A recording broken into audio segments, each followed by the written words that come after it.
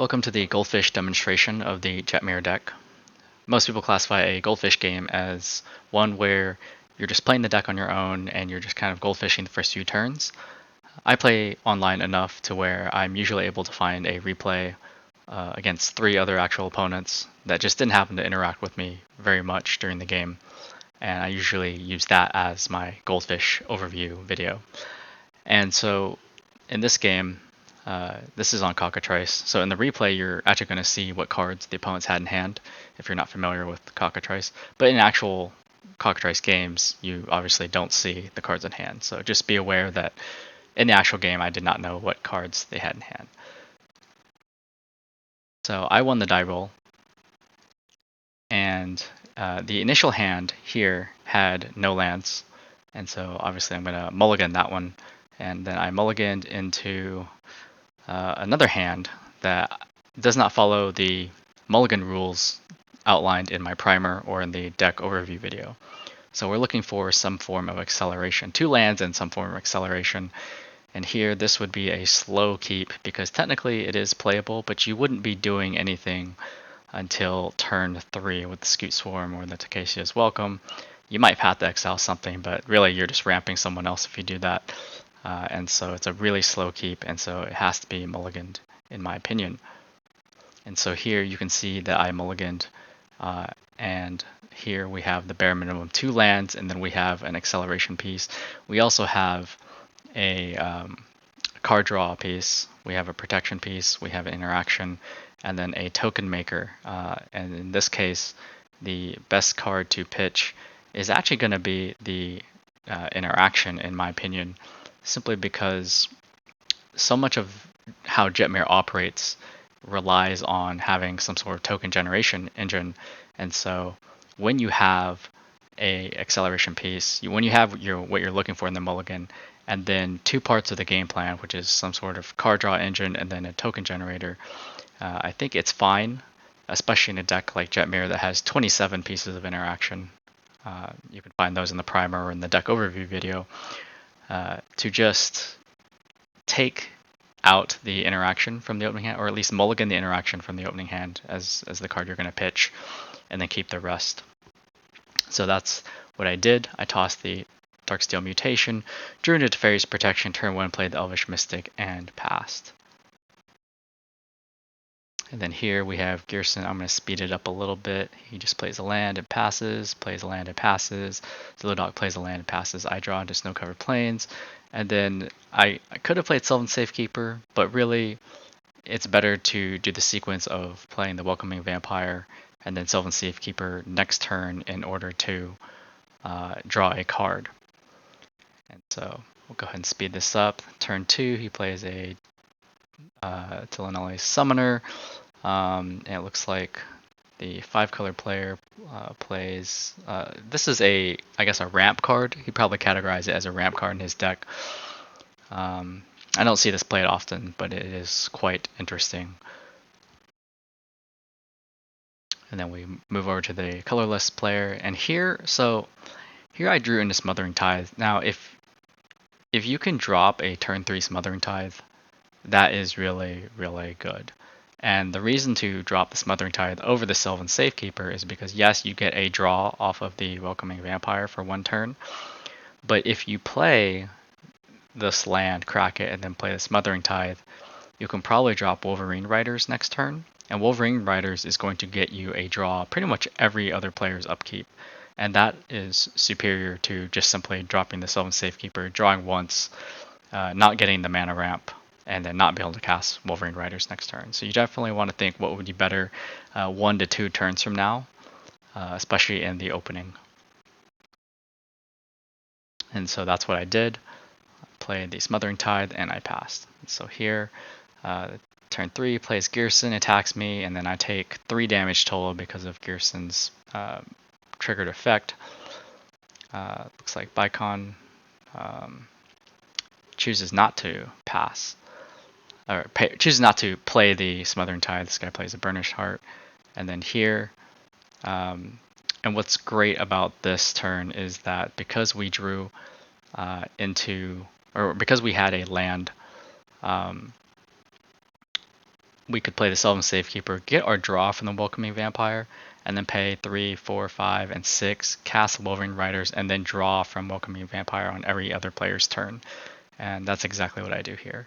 So I play the Sylvan Safekeeper, I draw, and I tap out, play the Wolverine Riders. And I mentioned in the primer that you generally want to hold up for protection, but that's only true if you have a board worth protecting. And so if you ever have a question of, when do I leave up mana for protection and when do I commit to the board? Well, generally you want to get a card advantage piece to the board. That's worth tapping out for. If you don't have a token engine going, your deck's arguably not really functioning in terms of its game plan. And so that's really important to get going. And so you get those going, and then after this point, after we've got the Wolverine Riders and we've got a full turn cycle back around, that's when we might want to be concerned about leaving up at least 3 mana for that Teferi's protection. However, what you'll notice here is that we have 4 creatures in play, and then we're going to get 1 more on each other player's turn. We're also going to draw 3 cards, by the way, before our next turn because of Welcoming Vampire. That brings our creature count to 7 by the end of this guy's turn. So we have 4, and then 5, 6, and then 7, because there's 3 opponent turns before our turn. And then when we have our upkeep on our own turn, then that's when we're going to hit 8 with Wolverine Riders. And 8 is kind of the magic number in this deck. Whenever you have 8 is when you can cast Jetmir. And because we also have Smothering Tithe, we probably have enough to cast both the Grand Abolisher and Jetmir. And if Grand Abolisher resolves, then you don't necessarily need to hold up protection. You don't need to have that 3 mana for Teferi's protection because you can probably just kill 2 to 3 of your opponents in a single turn. You'll see that here. So on the upkeep, I make an Elf Warrior token, and then I make another treasure. And of course, we're drawing off of the Welcoming Vampire, making a treasure token. Interesting that he chose not to attack anyone here. And then, this is when the 5-color player plays Grim Affliction, targeting our Welcoming Vampire. And that's generally a good target. If you can take out someone's card draw, that's generally preferable. The hardest thing I want to say in Commander is when you have to face that choice of, do I take out their card draw or do I take out their threat on the board? And I want to say that is what most Commander decks that are really, really strong, that's what they're able to establish. They're able to establish a strong threat, or at least potential threat, as well as card draw, and then make everyone else choose or coordinate to work together to remove both of those. Because if you take out the strong threat, but they've got a full grip in hand because they have card draw, then it's a really tough situation to be in, and arguably they're not that far behind, even though you took out their existing threat on the board. So back over to Bygone's turn. I make another Elf Warrior token, draw a card, and then make another treasure token. Actually, no, he chooses to pay for it, and so he actually casts Steady Progress to proliferate, which will add another -1/-1 counter to the Welcoming Vampire that he had put on previously. And so that killed the Welcoming Vampire. I actually made the mistake of trying to sack a land to Sylvan Safekeeper for it, but then he said, he said, proliferate doesn't target, and I said, all right, that interaction is confusing at times to me, but he is right that proliferate does not target, and that there's no way to save the Welcoming Vampire there. And because something died, the Hissing Iguanar pings me for 3. It would have been better for him to ping my Elvish Mystic, but I think if he pinged my Elvish Mystic, I would say this is probably more of an interactive game than a Goldfish game. And even though technically it's not a Goldfish game right now, it's still basically a Goldfish game because there was only one interaction card that ends up getting played in this entire game. So this guy goes, cracks his Burnished Heart main phase, and then plays Guiltless Commons, and then he has to discard.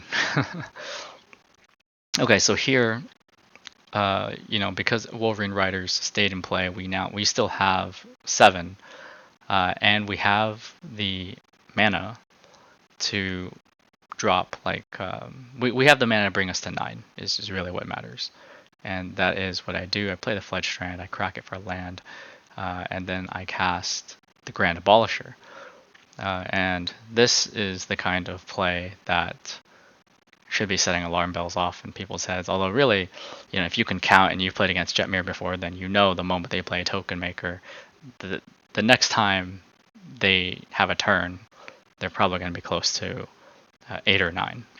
And so Grand Abolisher here, when you cast Grand Abolisher and it's not countered, then you can cast Jetmir and swing without having to leave up mana for something like Teferi's Protection. So Grand Abolisher resolves, and then I cast Jetmir, and then I Alpha Strike the 5 color player, simply because he's the only one who's interacted with me so far. And so just based on a read of this pod, I imagine that the other players here are likely to be running lower interaction, and that he is running a higher amount of interaction. And so I prioritize the player that's most likely to disrupt me. And here, as you can see, this is lethal damage. He's at 39 life, but if you double strike, you basically take all of the attackers and you double their attack power for the double strike, and remember they have trample. Then you take the total amount of blockers that your opponent has, you take their toughness and you add it to their life total. So here, Bicon has a 3/3 blocker and 39 life, so that adds up to 42. And then the attackers I'm swinging at him are basically 4/4/1s. So you basically do 4 times 8. That's 32. And then the Wolverine Riders is 14. So 32 plus 14 is 46 damage. And 46 is higher than 42. So even if he blocks with this Scholar of New Horizons, he is dead because of double strike trample. And so that is how you do that math. And so here, so he has died. And then we move on to the Gearson player. He plays Unexpected Windfall. He's looking for some kind of board wipe, most likely. And this is arguably his turn that he can get it. Because I only have 2 treasure tokens, so I can't actually hold up the Teferi's Protection here. But because he played the Unexpected Windfall to dig for it, I will add 2 treasures. Like if he had like Blasphemous Act in hand already, I wouldn't have the ability to save my board. But because he had to dig for it with Unexpected Windfall, then I'm going to get those 2 treasures, and then I'm basically safe at that point because I have Teferi's Protection. And so no matter what he gets here off of the Unexpected Windfall, I am guaranteed to save my board. And so no act, and then this guy passes. He passed because he thought he could play Scour from Existence at instant speed. But obviously I have a Sylvan Safekeeper, and so maybe he didn't think he was going to cast it at instant speed. Maybe he just saw I have Sylvan Safekeeper and he's like, oh, I'm fucked anyway. So I'm not really sure, but again, this is a Goldfish game, and that's kind of what it was. It wasn't truly Goldfish because my Welcoming Vampire died, but as you can see here, I do a finale for 10, and then that guarantees I can kill both of my opponents in a single strike this turn. So that summarizes the Jetmir Goldfish game. I hope you enjoyed it. If you have any questions about the deck, first I'd recommend you read the primer because a lot of questions are answered there. But if you still have questions, then definitely leave a comment in the YouTube video or even a comment on the Moxfield deck and let me know. And if you like this sort of content, if you like the decks I build, then please consider hitting that subscribe button.